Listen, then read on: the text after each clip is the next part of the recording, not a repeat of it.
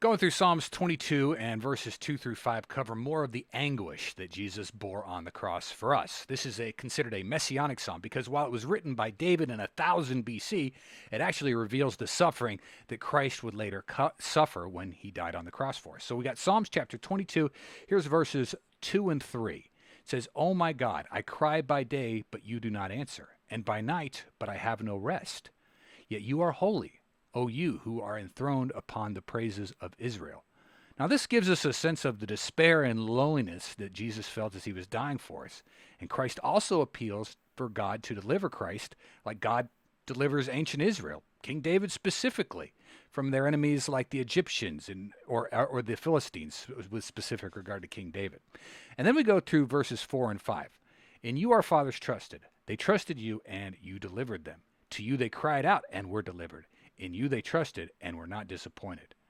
Now, Christ was also delivered when he was risen up on the third day, where he is now seated at God's right hand.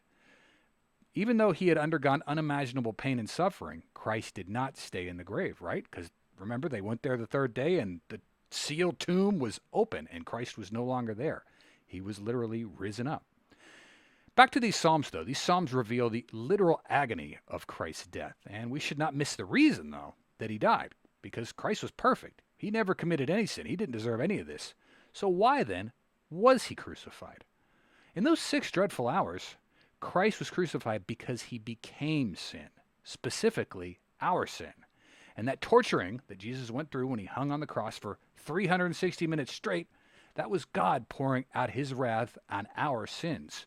Because God can't let sin go unpunished. If God just turned his back on sinners and let them go without any kind of penalty, well, that would make God unholy, which can't be, because God is not holy. God is the definition of what is holy. And holy people like God do not lie. And this is why Christ became our substitutionary atonement, or literally, because Jesus became us, our sins, for those 6 hours. And he did that in order to balance the scales, or pay the debt that our sin built up.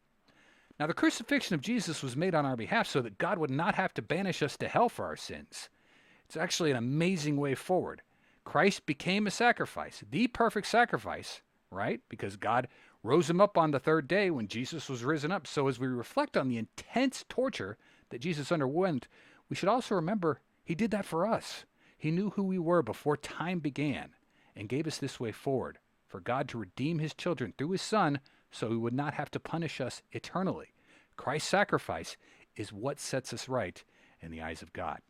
Thanks for watching. Have a great day. Take care and God bless.